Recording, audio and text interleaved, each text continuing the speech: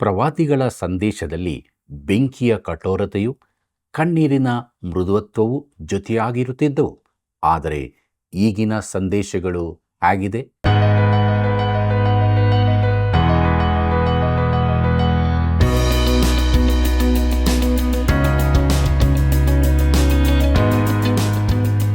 ಪ್ರೀತಿಯುಳ್ಳ ಸಹೋದರ ಸಹೋದರಿಯರೇ, ದೈವಾನ್ವೇಷಣೆ ಸತ್ಯವೇದ ಅಧ್ಯಯನ ಕಾರ್ಯಕ್ರಮಕ್ಕೆ ಪ್ರೀತಿಯ ಸುಸ್ವಾಗತ.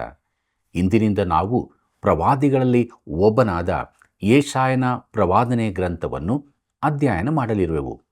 ಅಂದು ರಾಜನಾಗಲಿ ಯಾಜಕನಾಗಲಿ ಯೋಗ್ಯರಾಗಿ ಕಂಡುಬಾರದೇ ಇರುವಾಗ ದೇವರು ಪ್ರವಾದಿಗಳನ್ನು ಎಬ್ಬಿಸುತ್ತಿದ್ದನು.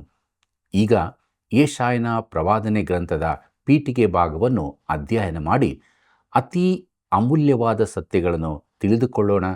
ಬನ್ನಿರಿ, ನಮ್ಮ ಅಧ್ಯಯನವನ್ನು ಪ್ರಾರಂಭಿಸೋಣ. ನೀನು ನನಗೆ ಸಹಾಯಕನಾಗಿದ್ದೀಯಲ್ಲ, ನಿನ್ನ ರೆಕ್ಕೆಗಳ ಮರೆಯಲ್ಲಿ ಸುರಕ್ಷಿತನಾಗಿದ್ದುಕೊಂಡು ಆನಂದಘೋಷ ಮಾಡುತ್ತಿರುವೆನು. ಕೀರ್ತನೆಗಳು 63:7.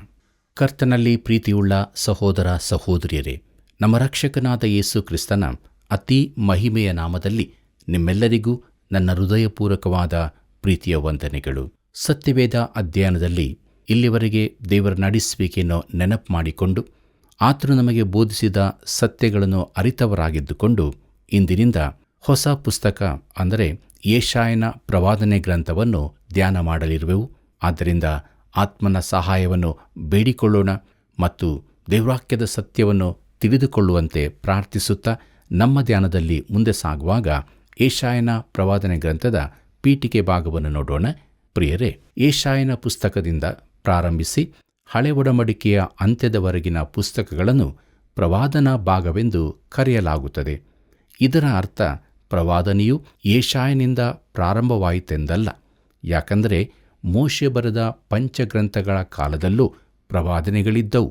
ಭವಿಷ್ಯ ಸೂಚಕ ವಿಚಾರಗಳು ಪ್ರವಾದನಾ ಭಾಗದಲ್ಲಿ ಹೆಚ್ಚಾಗಿರುವುದಾದರೂ ಪ್ರವಾದಿಗಳು ಭವಿಷ್ಯವನ್ನು ನುಡಿಯುವವರಿಗಿಂತ ಹೆಚ್ಚಿನವರಾಗಿದ್ದರು.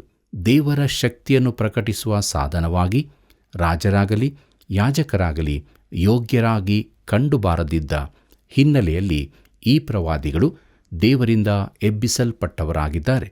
ಪ್ರಿಯರೇ, ಪ್ರವಾದನೆಯ ಪುಸ್ತಕಗಳಲ್ಲಿ ಚರಿತ್ರೆ, ಕಾವ್ಯ, ನ್ಯಾಯಕಟ್ಟುಗಳು ಕೂಡ ಅಡಕವಾಗಿದೆಯಾದರೂ ಅವುಗಳ ಪ್ರಮುಖ ಸಂದೇಶ ಪ್ರವಾದನೆಯಾಗಿದೆ. ಯೆಶಾಯನಿಂದ ಮಲಾಕಿಯನವರೆಗಿನ ಪ್ರತಿಯೊಬ್ಬನೂ ದೇವರ ಪ್ರವಾದಿಯಾಗಿದ್ದಾನೆ. ಈ ದಿನಗಳಲ್ಲಿ ಈ ಭಾಗವನ್ನು ನಾವು ಕೃತಕವಾಗಿ 2 ಭಾಗವಾಗಿ, ಅಂದರೆ ದೊಡ್ಡ ಪ್ರವಾದಿಗಳು ಹಾಗೂ ಸಣ್ಣ ಪ್ರವಾದಿಗಳು ಎಂದು ವಿಂಗಡಿಸಿದ್ದೇವೆ. ಆದರೆ ನನ್ನ ದೃಷ್ಟಿಯಲ್ಲಿ ಎಲ್ಲ ಪ್ರವಾದಿಗಳೂ ದೊಡ್ಡ ಪ್ರವಾದಿಗಳೇ ಆಗಿದ್ದಾರೆ. ಯಾರನ್ನೂ ಸಣ್ಣವರೆಂದು ಹೇಳಲಾಗುವುದಿಲ್ಲ. ಈ ಕೃತಕ ವಿಭಾಗವು ಪುಸ್ತಕದ ಗಾತ್ರದ ಮೇಲಿಂದ ಹೋಗಿರಬಹುದು, ಆದರೆ ಅದರಲ್ಲಿನ ವಿಚಾರದ ಶ್ರೇಷ್ಠತೆಯಿಂದಲ್ಲ. ಕೆಲವು ಚಿಕ್ಕ ಪ್ರವಾದನೆ ಪುಸ್ತಕಗಳಂತೂ ಅಣುಬಾಂಬಿನಂತೆ ಇದ್ದು ಅದರ ವಿಚಾರಗಳು ಶಕ್ತಿಶಾಲಿಯಾಗಿರುತ್ತವೆ. ಕರ್ತನಲ್ಲಿ ಪ್ರಿಯರೇ, ಈ ಪ್ರವಾದನೆಗಳು ಬಹು ದೂರದ ವಿಚಾರಗಳ ಕುರಿತು ತಿಳಿಸಿದ್ದಲ್ಲದೆ ತಮ್ಮ ಕಾಲದ ಸಮೀಪದಲ್ಲಿನ ಸ್ಥಳೀಯ ವಿದ್ಯಮಾನಗಳ ಕುರಿತಾಗಿಯೂ ತಿಳಿಸಿರುತ್ತಾರೆ. ಮೋಶೆಯ ಸೂತ್ರಗಳ ಪ್ರಕಾರ ದೇವರ ಪ್ರವಾದಿಯ ಉದ್ಯೋಗದಲ್ಲಿರಬೇಕಾದರೆ ಅವನು ಈ ರೀತಿಯಾಗಿ ಮಾತನಾಡಲೇಬೇಕಾಗಿತ್ತು. ಧರ್ಮೋಪದೇಶ ಕಾಂಡದಲ್ಲಿ ಪ್ರವಾದಿಗಳಿಗೆ, ಅರಸರಿಗೆ, ಯಾಜಕರಿಗೆ ತಕ್ಕ ನಿಯಮಗಳು ಹೇಳಲ್ಪಟ್ಟಿವೆ. ಪ್ರವಾದಿಗಳಿಗೆ ಹೀಗೆ ಹೇಳಲಾಗಿತ್ತು. ಹೇಗೆಂದರೆ, ಆದರೆ ಯಾವ ಪ್ರವಾದಿ ನನ್ನಿಂದ ಅಧಿಕಾರ ಹೊಂದದೆ ನಾನು ಪ್ರೇರಣೆ ಮಾಡದ ಮಾತುಗಳನ್ನು ಯೆಹೋವನ ಮಾತೆಂದು ಹೇಳಿ ಜನರಿಗೆ ತಿಳಿಸುವನೋ, ಇಲ್ಲವೇ ಇತರ ದೇವರುಗಳ ಹೆಸರಿನಲ್ಲಿ ಮಾತನಾಡುವನೋ ಅವನಿಗೆ ಮರಣಶಿಕ್ಷೆಯಾಗಬೇಕೆಂದು ಹೇಳಿದನು. ಪ್ರವಾದಿಯು ಹೇಳಿದ ಮಾತು ಯೆಹೋವನ ಮಾತಲ್ಲವೆಂದು ತಿಳಿದುಕೊಳ್ಳುವುದು ಹೇಗೆ ಅಂದುಕೊಳ್ಳುತ್ತೀರೋ? ಪ್ರವಾದಿಯು ಯೆಹೋವನ ಮಾತೆಂದು ಹೇಳಿ ಮುಂತಿಳಿಸಿದ ಸಂಗತಿ ನಡೆಯದೇ ಹೋದರೆ ಅವನ ಮಾತು ಯೆಹೋವನದಲ್ಲವೆಂದು ನೀವು ತಿಳಿದುಕೊಳ್ಳಬೇಕು. ಅವನು ಅಧಿಕಾರವಿಲ್ಲದೆ ಮಾತಾಡಿದವನು, ಅವನಿಗೆ ಹೆದರಬಾರದು ಎಂಬುದಾಗಿ ಧರ್ಮೋಪದೇಶ ಕಾಂಡ ಪುಸ್ತಕ 18ನೇ ಅಧ್ಯಾಯ 20-22 ಓದುತ್ತೇವೆ. ಕರ್ತನಲ್ಲಿ ಪ್ರಿಯರೇ, ಸ್ಥಳೀಯ ಘಟನೆಗಳು ಪ್ರವಾದಿ ನುಡಿದಂತೆ ನಡೆಯದಿದ್ದರೆ ಅವನಿಗೆ ಸುಳ್ಳು ಪ್ರವಾದಿ ಎಂದು ಹೆಸರಾಗುತ್ತಿತ್ತು. ಸುಳ್ಳು ಪ್ರವಾದಿಗಳ ಸಂದೇಶಗಳು ದೈವಪ್ರೇರಿತ ವಾಕ್ಯ ಭಾಗದಲ್ಲಿ ಸೇರಿಸಲ್ಪಟ್ಟಿರುವುದಿಲ್ಲ. ಪ್ರವಾದಿಗಳ ಪುಸ್ತಕದಲ್ಲಿ ಸ್ಥಳೀಯವಾದ ನೆರವೇರಿರುವ ಘಟನೆಗಳೇ ತುಂಬಿರುತ್ತವೆ. ಪ್ರಿಯ ಮಿತ್ರನೇ, ನೀನು ಯೆಶಾಯನ ಕಾಲದಲ್ಲಿ ಜೀವಿಸಿರುತ್ತಿದ್ದರೆ ಅವನೊಬ್ಬ ನಿಜ ಪ್ರವಾದಿಯೆಂದು ಹೇಗೆ ತಿಳಿದುಕೊಳ್ಳುತ್ತಿದ್ದಿ? ಅವನ ಸ್ಥಳೀಯ ವಿಚಾರಗಳ ಪ್ರವಾದನೆಗಳಿಂದ. ಅವನು ಭವಿಷ್ಯದಲ್ಲಿ ದೂರದ ಸಂಗತಿಗಳ ಕುರಿತು ಮಾತನಾಡಿದ್ದಲ್ಲದೆ ಕ್ರಿಸ್ತನ ಮೊದಲನೇ ಹಾಗೂ ಎರಡನೇ ಬರೋಣದಂತಹ ಸಂಗತಿಗಳು, ಸ್ಥಳೀಯವಾಗಿ ಬೇಗದಲ್ಲೇ ಸಂಭವಿಸಿದ ಘಟನೆಗಳನ್ನೂ ತಿಳಿಸಿದ್ದಾನೆ. ಅವನು ನುಡಿದ ಹಾಗೆಯೇ ಈ ಸ್ಥಳೀಯ ಘಟನೆಗಳು ನಡೆಯದಿರುತ್ತಿದ್ದರೆ ಅವನು ಸುಳ್ಳು ಪ್ರವಾದಿಯೆಂದು ತೀರ್ಮಾನಿಸಿ ಕಲ್ಲೆಸೆಯುತ್ತಿದ್ದರು. ಪ್ರೀತಿಯುಳ್ಳ ದೇವಜನರೇ, ಪ್ರವಾದನೆಯ ಪುಸ್ತಕಗಳಲ್ಲಿ ಈಗಾಗಲೇ ನೆರವೇರಿರುವ ಸ್ಥಳೀಯ ಘಟನೆಗಳ ಪ್ರವಾದನೆಯಿದೆ. ತಾವು ಸತ್ಯ ಪ್ರವಾದಿಗಳೆಂದು ತೋರಿಸಲಿಕ್ಕಾಗಿ ಎಲ್ಲ ಪ್ರವಾದಿಗಳು ಸ್ಥಳೀಯವಾದ ಪ್ರವಾದನೆಗಳನ್ನು ನುಡಿದರು. ನೆರವೇರಿದ ಹಾಗೂ ನೆರವೇರಿರದ ಪ್ರವಾದನೆಗಳನ್ನು ನಾವು ಸ್ಪಷ್ಟವಾಗಿ ಪ್ರತ್ಯೇಕಿಸುವಂತಿರಬೇಕು. ಯಾವ ಪ್ರವಾದನೆಯಾದರೂ ನುಡಿಯಲ್ಪಡುವಾಗ ಅದು ನಡೆದಿರುವುದಿಲ್ಲ. ಆದರೆ ಅವು ನುಡಿಯಲ್ಪಟ್ಟ ನಂತರದ ಕಾಲದಲ್ಲಿ ಅನೇಕವು ನೆರವೇರಿರುತ್ತವೆ. ಅವರು ಹೇಳಿದ ನೂರಾರು ಪ್ರವಾದನೆಗಳು ಅಕ್ಷರಶಃ ನೆರವೇರಿರುವುದೇ ಅವರು ದೇವರ ಮಾತನ್ನು ನುಡಿಯುತ್ತಿದ್ದಾರೆಂಬುದಕ್ಕೆ ಸಾಕ್ಷಿಯಾಗಿರುತ್ತದೆ. ಪ್ರೀತಿಯುಳ್ಳ ಸಹೋದರ ಸಹೋದರಿಯರೇ, ಮನುಷ್ಯರು ಭವಿಷ್ಯವನ್ನು ಊಹಿಸಲಾರರು. ಹವಾಮಾನ ಮುನ್ಸೂಚಕ ಕೂಡ ಹವಾಮಾನದ ಮುನ್ಸೂಚನೆಯನ್ನು 24 ತಾಸುಗಳ ಮೊದಲೇ ನಿಖರವಾಗಿ ತಿಳಿಸುವುದು ಬಹು ಕಷ್ಟವಾದದ್ದು. ಆಧುನಿಕ ತಂತ್ರಜ್ಞಾನ ಉಪಕರಣಗಳ ಸಹಾಯದಿಂದಲೂ ಇದು ಕಷ್ಟಸಾಧ್ಯವಾಗಿದೆ. ಈ ಹವಾಮಾನ ಮುನ್ಸೂಚಕರು ಯಾರೂ ಖಂಡಿತವಾಗಿ ಇಸ್ರಾಯೇಲ್ಯರಲ್ಲಿ ನಿಜ ಪ್ರವಾದಿಗಳಾಗಿರುತ್ತಿರಲಿಲ್ಲ. ಸಂಯುಕ್ತ ಸಾಧ್ಯತೆಯ ನಿಯಮದಿಂದಾಗಿ ಮಾನವನು ಸತತವಾಗಿ ಭವಿಷ್ಯವನ್ನು ಮುಂತಿಳಿಸಲಾರನು. ಪ್ರತಿಯೊಂದು ಅನಿರೀಕ್ಷಿತ ವಿಚಾರವೂ ಕೂಡ ಅವನ ನಿಖರತೆಯನ್ನು 50% ಕಡಿಮೆ ಮಾಡುತ್ತದೆ. ಅಕ್ಷರಶಃ ನೆರವೇರಿದ ನೂರಾರು ಪ್ರವಾದನೆಗಳು ಯಥಾರ್ಥ ಮನಸ್ಸಿಗೆ ನಾಟುವಂಥವುಗಳಾಗಿವೆ. ಪ್ರಿಯರೇ, ನೆರವೇರಿರುವ ಪ್ರವಾದನೆಯು ದೇವರ ವಾಕ್ಯವು ದೈವ ಪ್ರೇರಿತವಾಗಿದೆ ಎಂಬುದಕ್ಕೆ ಆಧಾರವಾಗಿರುತ್ತದೆ. ಕರ್ತನಲ್ಲಿ ಪ್ರಿಯರೇ, ಕ್ರಿಸ್ತನು ಈ ಲೋಕಕ್ಕೆ ಬರುವ ಕುರಿತಾಗಿ ದೇವರು ಯಾಕೆ ಅಷ್ಟೊಂದು ಪ್ರವಾದನೆಗಳನ್ನು ಮುಂತಿಳಿಸಿದ್ದಾನೆ? ಇದಕ್ಕೊಂದು ಸ್ಪಷ್ಟವಾದ ಉತ್ತರವಿದೆ. ಅದೇನೆಂದರೆ, ಕರ್ತನಾದ ಯೇಸುವಿನ ಬರೋಣವು ಅತೀ ಪ್ರಾಮುಖ್ಯವಾದ ಘಟನೆಯಾಗಿತ್ತು. ಇಸ್ರಾಯೇಲ್ಯರು ಈ ಕುರಿತಾಗಿ ತಿಳಿಯದವರಾಗಿರಬಾರದೆಂದು ದೇವರು ಆಶಿಸಿದನು. ದೇವರು ಆತನ ಕುರಿತಾಗಿ ಬಹಳ ಸ್ಪಷ್ಟವಾಗಿ ತಿಳಿಸಿರುವುದರಿಂದ ಆತನು ಬರುವಾಗ ಆತನನ್ನು ಗುರುತಿಸದಿರುವುದಕ್ಕೆ ಯಾವ ನೆವನಗಳೂ ಇರುವುದಿಲ್ಲ. ಪ್ರೀತಿಯುಳ್ಳ ದೇವಜನರೇ, ಪ್ರವಾದಿಗಳು ತಾವಿದ್ದ ದೇಶಕ್ಕೆ ನಿಷ್ಠರಾಗಿದ್ದರು. ಉನ್ನತ ಸ್ಥಾನಗಳಲ್ಲಿನ ಪಾಪವನ್ನು, ಕೆಳಹಂತದ ಪಾಪವನ್ನು ಖಂಡಿಸುತ್ತಿದ್ದರು. ಅವರು ದೇಶಕ್ಕೇನೆ ಎಚ್ಚರಿಕೆ ಕೊಡುತ್ತಿದ್ದರು. ಹೆಮ್ಮೆಯ ಜನರು ತಮ್ಮನ್ನು ತಗ್ಗಿಸಿಕೊಂಡು ದೇವರ ಕಡೆಗೆ ತಿರುಗಿಕೊಳ್ಳಬೇಕೆಂದು ಬೇಡಿಕೊಳ್ಳುತ್ತಿದ್ದರು. ಬೆಂಕಿಯ ಕಠೋರತೆಯು, ಕಣ್ಣೀರಿನ ಮೃದುತ್ವವು ಅವರ ಸಂದೇಶಗಳಲ್ಲಿ ಜೊತೆಯಾಗಿರುತ್ತಿದ್ದವು. ಅದು ನಾಶನವನ್ನು ಮುಂತಿಳಿಸುವಂತಹದ್ದು ಮಾತ್ರವಾಗಿರಲಿಲ್ಲ. ಅವರು ಕರ್ತನ ದಿನವನ್ನು, ಅದರ ಬಳಿಕದ ಮಹಿಮೆಯನ್ನು ಮುನ್ನೋಡುತ್ತಿದ್ದರು. ಕತ್ತಲೆಯನ್ನು, ಅದರ ಬಳಿಕದ ನೂತನ ದಿನದ ಮುಂಜಾನೆಯನ್ನು ನೋಡುತ್ತಿದ್ದರು. ಪ್ರಿಯರೇ, ಪಾಪದ ರಾತ್ರಿಯಲ್ಲಿ ಮುಂದೆ ಬರತಕ್ಕ ರಕ್ಷಕನನ್ನು, ಸಾರ್ವಭೌಮನನ್ನು ಕಂಡರು. ಪರಿಪೂರ್ಣವಾಗಿ ಸ್ಥಾಪಿಸಲ್ಪಡಲಿಕ್ಕಿದ್ದ 1000 ವರ್ಷದ ಆಳ್ವಿಕೆಯನ್ನು ನೋಡಿದರು. ಹೊಸ ಒಡಂಬಡಿಕೆಯ ರಾಜ್ಯವನ್ನು ಮೆಚ್ಚುವ ಮೊದಲು ಅದರ ಸಂದೇಶವನ್ನು ಸರಿಯಾಗಿ ಅರ್ಥ ಮಾಡಿಕೊಳ್ಳಬೇಕು. ಹಳೆ ಒಡಂಬಡಿಕೆಯ ಪ್ರವಾದಿಗಳ ದೃಷ್ಟಿಯ ಮೂಲಕ ರಾಜ್ಯದ ನಿಜವಾದ ಚಿತ್ರಣವನ್ನು ಹೊಂದಿಕೊಳ್ಳಬೇಕು. ಪ್ರೀತಿಯುಳ್ಳ ದೇವಜನರೇ, ಪ್ರವಾದಿಗಳು ಅಲೌಕಿಕ ವ್ಯಕ್ತಿಗಳಲ್ಲ, ನಮ್ಮ ಹಾಗೆಯೇ ಭಾವನೆಗಳಿರುವವರು.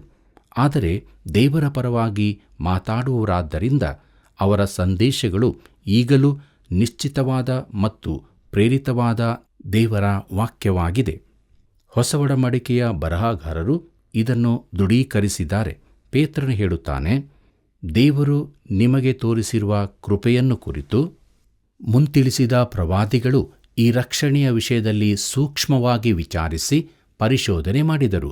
ತಮ್ಮಲ್ಲಿದ್ದ ಕ್ರಿಸ್ತನ ಆತ್ಮನು ಕ್ರಿಸ್ತನಿಗೆ ಬರಬೇಕಾದ ಬಾಧೆಗಳನ್ನು, ಅವುಗಳ ತರುವಾಯ ಉಂಟಾಗುವ ಪ್ರಭಾವವನ್ನು ಮುಂದಾಗಿ ತಿಳಿಸಿದಾಗ ಆತನು ಯಾವ ಕಾಲವನ್ನು ಇಲ್ಲವೇ ಎಂಥ ಕಾಲವನ್ನು ಸೂಚಿಸುವನೆಂಬುದನ್ನು ಅವರು ಪರಿಶೋಧನೆ ಮಾಡಿದರು ಎಂಬುದಾಗಿ ಪೇತ್ರನು ಬರೆದ ಮೊದಲನೇ ಪತ್ರಿಕೆ 1ನೇ ಅಧ್ಯಾಯ 10 ಮತ್ತು 11ನೇ ವಚನದಲ್ಲಿ ಓದುತ್ತೇವೆ. ಪ್ರೀತಿಯುಳ್ಳ ಸಹೋದರ ಸಹೋದರಿಯರೇ, ಯೆಶಾಯನು ಪ್ರವಾದಿಸಿದ ಕಾಲವು ಯಹೂದ್ಯರಿಗೆ ಆಂತರಿಕವಾಗಿ ಕತ್ತಲೆಯ ಕಾಲವಾಗಿರಲಿಲ್ಲ. ಉಜ್ಜಿಯ, ಹಿಜ್ಕೀಯರು ಜ್ಞಾನವುಳ್ಳವರಾಗಿ ದೇವರನ್ನು ಹಿಂಬಾಲಿಸಲು ಪ್ರಯತ್ನಪಟ್ಟರು. ಆದರೆ ಉತ್ತರದ ಅಶೂರ್ಯರ ಮುಂದೊತ್ತುವಿಕೆಯಿಂದಾಗಿ ಅವರಿಗೆ ಕಷ್ಟಗಳು ಎದುರಾದವು. ಇಸ್ರಾಯೇಲಿನ ಉತ್ತರ ರಾಜ್ಯಗಳವರು ಈಗಾಗಲೇ ಸೆರೆ ಒಯ್ಯಲ್ಪಟ್ಟಿದ್ದರು. ಯೆಶಾಯನ ಪ್ರವಾದನೆ ಗ್ರಂಥ 36ನೇ ಅಧ್ಯಾಯದಿಂದ 39ನೇ ವರೆಗಿನ ಅಧ್ಯಾಯದಲ್ಲಿ ಅಶೂರ್ಯರು ಯೆರೂಸಲೇಮನ್ನು ಸುತ್ತುವರಿದಾಗಿನ ಸಂದಿಗ್ಧ ಕಾಲದಲ್ಲಿ ಯೆಶಾಯನ ಸೇವೆಯ ಕುರಿತಾಗಿ ತಿಳಿಸುತ್ತದೆ. ಈ ಕೆಲವು ವೈಯಕ್ತಿಕ ಘಟನೆಗಳನ್ನು ಬಿಟ್ಟರೆ ಯೆಶಾಯನು ಮುಂದಕ್ಕೆ ಲೋಕದ ಬೆಳಕಾಗಿ ಬರಬೇಕಾದವನನ್ನು ಮುಂತಿಳಿಸಿ ತಾನು ಮರೆಯಲ್ಲಿರುತ್ತಾನೆ. ಪ್ರಿಯರೇ, ಯೆಶಾಯನು ದಾವೀದನ ರಾಜಮನೆತನಕ್ಕೆ ಸೇರಿದವನೆಂದು ಕೆಲವರು ಅಭಿಪ್ರಾಯ ಪಡುತ್ತಾರೆ. ಇದು ಕೇವಲ ಊಹೆಯಾಗಿದ್ದು ಅದಕ್ಕೆ ಯಾವ ಆಧಾರವೂ ಇರುವುದಿಲ್ಲ. ಹಾಗೆಯೇ ಇಬ್ರಿಯರಿಗೆ ಬರೆದ ಪತ್ರಿಕೆ 11ನೇ ಅಧ್ಯಾಯ 37ನೇ ವಚನದಲ್ಲಿ ಗರಗಸದಿಂದ ಕೊಯ್ಯಲ್ಪಟ್ಟರು ಎಂಬುದರಲ್ಲಿ ಅವನು ಸೇರಿರಬಹುದೆಂದು ಭಾವಿಸುತ್ತಾರೆ. ಇದು ಹೇಗೆ ಇದ್ದರೂ ಉದಾರತವಾದಿ ಟೀಕಾಕಾರರು ಅವನನ್ನು ಹರಿದು ಹಂಚಾಗಿಸಿದ್ದಾರೆ. ಅನೇಕ ಮಂದಿ ಯೆಶಾಯರಿದ್ದರೆಂಬ ಭಯಂಕರ ಊಹೆಯನ್ನು ಅವರು ಮುಂದಿಡುತ್ತಾರೆ. ಈ ಊಹೆಗನುಸಾರವಾಗಿ ಈ ಪುಸ್ತಕವು ದ್ವಿತೀಯ ಯೆಶಾಯರು ಹಾಗೂ ತೃತೀಯ ಯೆಶಾಯರಂತಹ ದೆವ್ವ ಬರಹಗಾರರಿಂದ ಬರೆಯಲ್ಪಟ್ಟಿದ್ದೆಂದು ಹೇಳುತ್ತಾರೆ. ಆದರೆ ಈ ಪುಸ್ತಕವು ಈ ರೀತಿಯಾಗಿ ಹರಿಹಂಚಾಗಿರಲಿಕ್ಕಿಲ್ಲ. ಯಾಕೆಂದರೆ ಹೊಸ ಒಡಂಬಡಿಕೆಯಲ್ಲಿ ಈ ಪುಸ್ತಕದ ಎಲ್ಲ ಭಾಗಗಳಿಂದಲೂ ವಚನಗಳು ಉದ್ಗರಿಸಲ್ಪಟ್ಟಿವೆ ಮತ್ತು ಅದೆಲ್ಲದರಲ್ಲೂ ಒಬ್ಬನೇ ಯೆಶಾಯನು ಹೇಳಲ್ಪಟ್ಟಿದ್ದಾನೆ. ಪ್ರಿಯರೇ, ಟೀಕಾಕಾರರು ಯೆಶಾಯನನ್ನು ಹರಿದು ಹಾಕಿರಬಹುದು, ಆದರೆ ಚರಿತ್ರೆಯಲ್ಲಿ ಒಬ್ಬನೇ ಯೆಶಾಯನು ತಿಳಿಸಲ್ಪಟ್ಟಿದ್ದಾನೆ, ಇಬ್ಬರು ಮೂವರಲ್ಲ. ಪ್ರೀತಿಯುಳ್ಳ ಸಹೋದರ ಸಹೋದರಿಯರೇ, ಯೆಶಾಯನ ಪ್ರವಾದನ ಗ್ರಂಥವು ಇಡೀ ಸತ್ಯವೇದಕ್ಕೆ ಸಮಾನಾಂತರವಾಗಿದೆ. ಇದನ್ನು ಈ ಕೆಳಗಿನ ಹೋಲಿಕೆಯಿಂದ ನೋಡಬಹುದು. ಸತ್ಯವೇದದಲ್ಲಿ 66 ಪುಸ್ತಕಗಳಿವೆ. ಯೆಶಾಯನ ಪ್ರವಾದನ ಗ್ರಂಥದಲ್ಲಿ 66 ಅಧ್ಯಾಯಗಳಿವೆ. ಪ್ರಿಯರೇ, ಸತ್ಯವೇದದ ಹಳೆ ಒಡಂಬಡಿಕೆಯ ವಿಭಾಗದಲ್ಲಿ 39 ಹಳೆ ಒಡಂಬಡಿಕೆ ಪುಸ್ತಕಗಳಿವೆ. ಯೆಶಾಯನ ಪ್ರವಾದನ ಗ್ರಂಥದಲ್ಲಿ 39 ಅಧ್ಯಾಯಗಳಲ್ಲಿ ಧರ್ಮಶಾಸ್ತ್ರ ಮತ್ತು ದೇವರ ಆಳಿಕೆಯ ಕುರಿತಿದೆ. ಸತ್ಯವೇದದಲ್ಲಿ ಹೊಸ ಒಡಂಬಡಿಕೆಯಲ್ಲಿ 27 ಹೊಸ ಒಡಂಬಡಿಕೆ ಪುಸ್ತಕಗಳಿವೆ. ಯೆಶಾಯನ ಪ್ರವಾದನ ಗ್ರಂಥದಲ್ಲಿ 27 ಅಧ್ಯಾಯಗಳಲ್ಲಿ ಕೃಪೆ ಮತ್ತು ದೇವರ ರಕ್ಷಣೆಯ ಕುರಿತು ಹೇಳಲ್ಪಟ್ಟಿದೆ. ಪ್ರಿಯರೇ, ಹೊಸ ಒಡಂಬಡಿಕೆಯಲ್ಲಿ ಯೆಶಾಯನ ಪ್ರವಾದನೆಯಿಂದ 62 ನೇರ ಉದ್ಗರಣೆಗಳಿವೆ. ಕೆಲವರು ಒಟ್ಟಿಗೆ 85 ಬೇರೆ ಬೇರೆ ಉದಾಹರಣೆಗಳಿವೆ ಎಂದು ಹೇಳುತ್ತಾರೆ. ಹೊಸ ಒಡಂಬಡಿಕೆ 27 ಪುಸ್ತಕಗಳಲ್ಲಿ 20ರಲ್ಲಿ ನೇರವಾದ ವಚನಗಳಿರುತ್ತವೆ. ಅಂದವಾದ ಕಸೂತಿಯಲ್ಲಿನ ಬಣ್ಣದ ನೂಲಿನಂತೆ ಯೆಶಾಯನ ಪುಸ್ತಕ ಹೊಸ ಒಡಂಬಡಿಕೆಯಲ್ಲಿ ಅದ್ಭುತವಾಗಿ ಹಾಸುವಕ್ಕಾಗಿದೆ. ಹೊಸ ಒಡಂಬಡಿಕೆಯಲ್ಲಿ ಯೆಶಾಯನ ಗ್ರಂಥ ಎದ್ದು ಕಾಣುತ್ತದೆ. ಪವಿತ್ರಾತ್ಮನ ಉಳಿಯಿಂದ ಯೆಶಾಯ ಪುಸ್ತಕವನ್ನು ಹೊಸ ಒಡಂಬಡಿಕೆಯಲ್ಲಿ ಕೆತ್ತಲಾಗಿದೆ. ಕರ್ತನಲ್ಲಿ ಪ್ರೀತಿಯುಳ್ಳ ದೇವಜನರೇ, ಪವಿತ್ರಾತ್ಮನ ಶಕ್ತಿಯಿಂದ ಕ್ರಿಸ್ತನ ಕುರಿತಾಗಿ ಹೇಳಿರುವ ಭಾಗಗಳನ್ನು ವಿಷಾದಪಡಿಸಲಿಕ್ಕಾಗಿ ಅನೇಕ ಕಡೆ ಯೆಶಾಯನ ಪ್ರವಾದನೆಯನ್ನು ಉಪಯೋಗಿಸಲಾಗಿದೆ. ಚಾರಿತ್ರಿಕ ನಡುಭಾಗವು ಯೆಶಾಯನ ಪ್ರವಾದನ ಗ್ರಂಥದ 36ನೇ ಅಧ್ಯಾಯದಿಂದ 39ನೇ ಅಧ್ಯಾಯಗಳವರೆಗಿವೆ. ಪ್ರವಾದನೆಯ ಉನ್ನತ ಬೆಟ್ಟದಿಂದಿಳಿದು ಚಾರಿತ್ರಿಕ ದಾಖಲೆಗಳತ್ತ ಹೊರಳುತ್ತದೆ. ಅಲ್ಲಿನ ಭಾಷೆ ಕೂಡ ಬೇರೆಯೇ ಆಗಿರುತ್ತದೆ. ಅದು ಕಾವ್ಯದ ರೀತಿಯಿಂದ ಗದ್ಯ ರೂಪಕ್ಕೆ ತಿರುಗುತ್ತದೆ. ಪ್ರಿಯರೇ, 3ನೇ ಮಹಾಭಾಗವು 40ರಿಂದ 66ನೇ ಅಧ್ಯಾಯದವರೆಗೆ ಪುನಃ ಕಾವ್ಯದ ಶೈಲಿಗೆ ತಿರುಗುತ್ತದೆ. ಆದರೆ ಅದು ಮೊದಲಿನ ಮಹಾಭಾಗಕ್ಕಿಂತ ಭಿನ್ನವಾಗಿರುತ್ತದೆ. ಮೊದಲ ಭಾಗದಲ್ಲಿ ದೇವರ ನ್ಯಾಯತೀರ್ಪು ಹಾಗೂ ದೇವರ ನೀತಿಯ ಆಳ್ವಿಕೆಯ ಕುರಿತಾಗಿ ಇರುತ್ತದೆ. ಕೊನೆ ಭಾಗದಲ್ಲಿ ದೇವರ ಕೃಪೆ, ಶ್ರಮೆಗಳು ಹಾಗೂ ಮಹಿಮೆಯ ಕುರಿತಾಗಿ ತಿಳಿಸಲ್ಪಟ್ಟಿರುತ್ತದೆ. ಇಲ್ಲಿ ಎಲ್ಲವೂ ಕೃಪೆಯೂ ಮಹಿಮೆಯೂ ಆಗಿರುತ್ತದೆ. ಆರಂಭದ ನನ್ನ ಜನರನ್ನು ಸಂತೈಸಿರಿ ಎಂಬುದು ಈ ಭಾವನೆಗೆ ನಡೆಸುತ್ತದೆ. ಕರ್ತನಲ್ಲಿ ಪ್ರೀತಿಯುಳ್ಳ ಸಹೋದರ ಸಹೋದರಿಯರೇ, ಇದೇ ಭಾಗದಿಂದಾಗಿ ಉದಾರತವಾದಿ ಟೀಕಾಕಾರರು 2-3 ಯೆಶಾಯರ ಕುರಿತು ಯೋಚನೆ ಹೊಂದಿದ್ದು, ವಿಷಯ ಪ್ರಸ್ತಾಪ ಬದಲಾದರೆ ಲೇಖಕನು ಬದಲಾಗಬೇಕೆಂದಿಲ್ಲ. 2000 ವರ್ಷಗಳವರೆಗೆ 2ನೇ ಯೆಶಾಯನ ಕುರಿತ ಪ್ರಸ್ತಾಪವೂ ಇರಲಿಲ್ಲ. ಈ ಭಾಗ ಯೆಶಾಯನದೇ ಎಂದು ಯೋಹಾನನು ತಿಳಿಸುತ್ತಾನೆ. ಯೋಹಾನ ಬರೆದ ಸುವಾರ್ತೆ 1ನೇ ಅಧ್ಯಾಯ 23ನೇ ವಚನವನ್ನು ನೋಡಿರಿ. ಪ್ರಿಯರೇ, ನಮ್ಮ ಕರ್ತನು ಕೂಡ ಈ ಭಾಗವನ್ನು ಯೆಶಾಯನೇ ಬರೆದನೆಂದು ತಿಳಿಸಿದ್ದಾನೆ. ಲೂಕನು ಬರೆದ ಸುವಾರ್ತೆ 4ನೇ ಅಧ್ಯಾಯ 17ನೇ ವಚನದಿಂದ 21ನೇ ವಚನದವರೆಗೆ ನೋಡಿರಿ. ಫಿಲಿಪ್ಪನು ಐಥಿಯೋಪ್ಯ ಕಂಚುಕಿಯನ್ನು ಕ್ರಿಸ್ತನೆಡೆಗೆ ನಡೆಸಲು ಈ ವಿಭಾಗವನ್ನೇ ಉಪಯೋಗಿಸಿದನು. ಅಪೊಸ್ತಲ ಕೃತ್ಯಗಳು 8ನೇ ಅಧ್ಯಾಯವನ್ನು ನೋಡಿರಿ.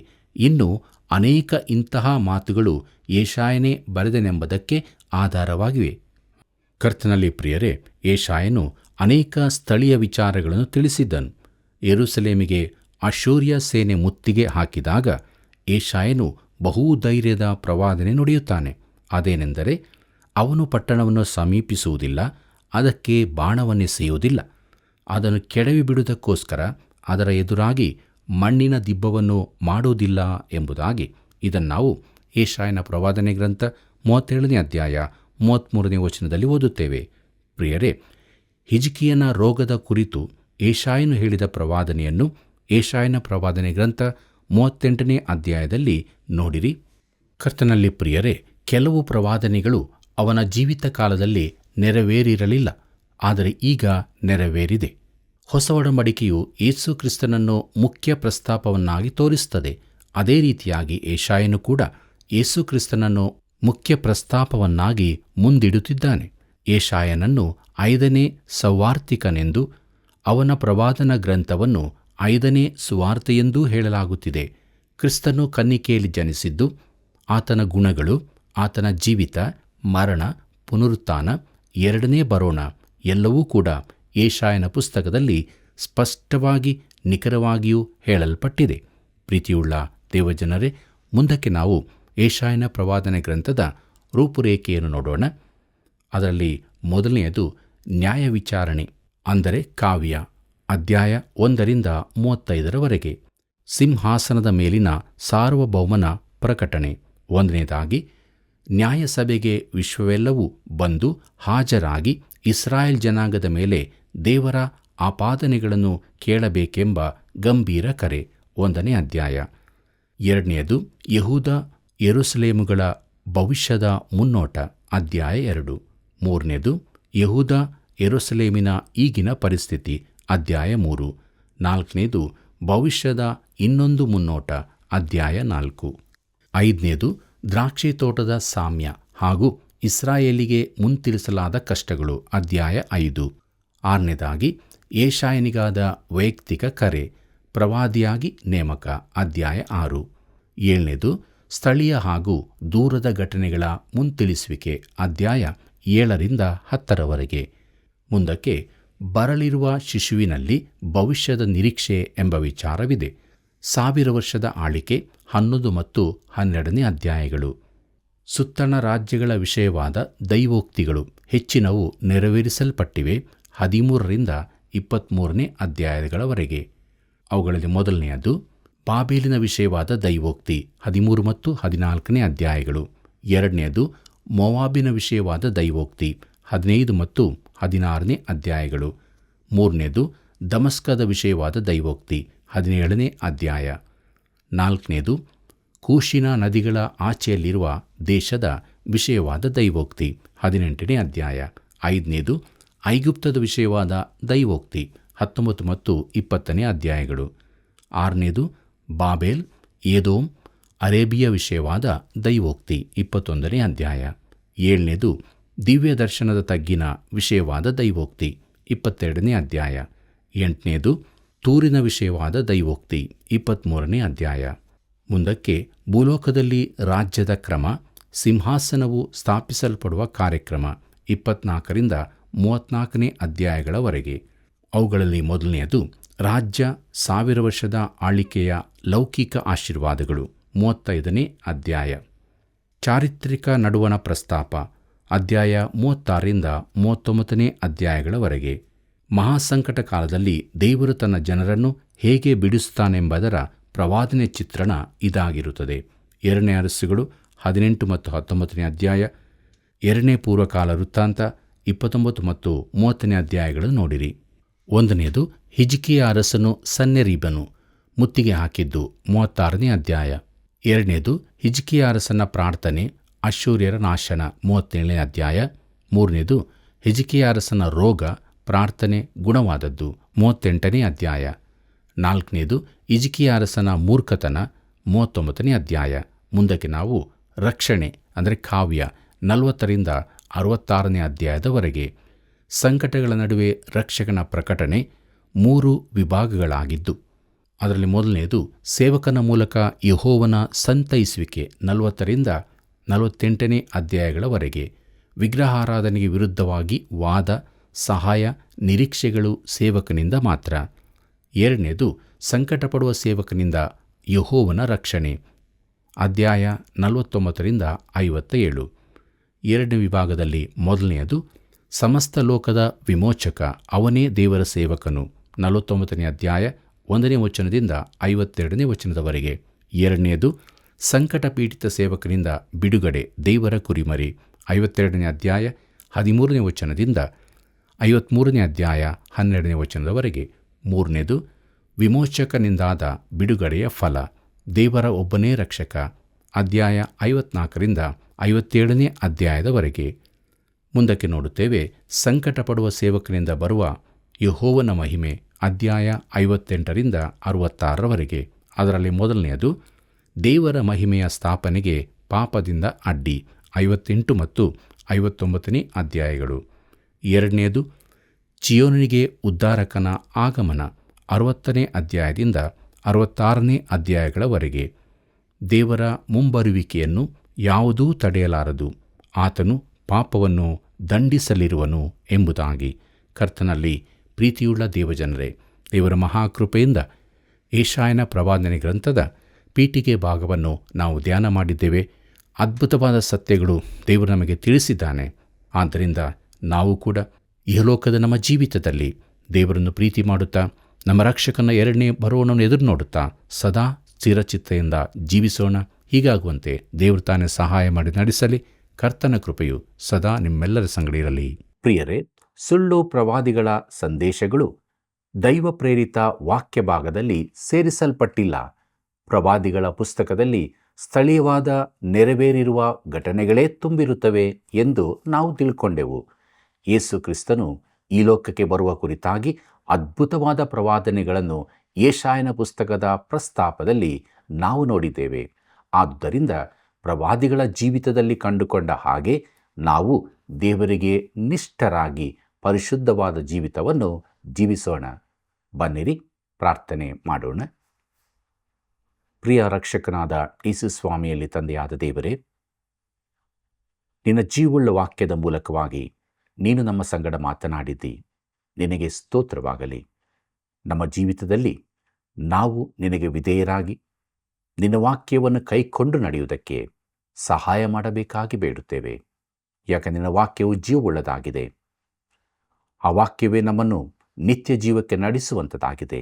ಆದ್ದರಿಂದ ದಿನಾಲು ನಿನ್ನ ವಾಕ್ಯಕ್ಕನುಸಾರವಾಗಿ ನಡೆಯುವುದಕ್ಕೆ ಸಹಾಯ ಮಾಡು. ನಮ್ಮೆಲ್ಲ ವೀಕ್ಷಕ ಬಾಂಧವರ ಜೀವಿತಗಳಲ್ಲಿ ನಿನ್ನ ವಾಕ್ಯವು ಸಮೃದ್ಧಿಯಾಗಿ ವಾಸ ಮಾಡಲಿ. ಅವರೆಲ್ಲರಿಗೂ ನಿನ್ನ ಸಮಾಧಾನವನ್ನು, ಆರೋಗ್ಯವನ್ನು, ಬಿಡುಗಡೆಯನ್ನು ಕೊಟ್ಟು ನಡೆಸು. ಯೇಸುವಿನ ನಾಮದಲ್ಲಿ ಬೇಡಿದ್ದೇವೆ ತಂದೆಯೇ, ಆಮೆನ್. ಪ್ರಿಯ ವೀಕ್ಷಕರೇ, ಯೆಶಾಯನ ಪ್ರವಾದನೆಯ ಪೀಠಿಕೆ ಭಾಗದಲ್ಲಿ ನೀವು ತಿಳ್ಕೊಂಡ ಸತ್ಯಗಳನ್ನು, ನಿಮ್ಮ ಪ್ರಾರ್ಥನಾ ಮನವಿಗಳನ್ನು ಕರೆ ಮಾಡಿ ನಮಗೆ ತಿಳಿಯಪಡಿಸಿರಿ. ಇತರರಿಗೂ ಈ ಸೇವೆಯ ಬಗ್ಗೆ ತಿಳಿಸಿರಿ. ಮತ್ತೆ ಸಂಧಿಸೋಣ. ನಿಮ್ಮೆಲ್ಲರಿಗೂ ಪ್ರೀತಿಯ ವಂದನೆಗಳು.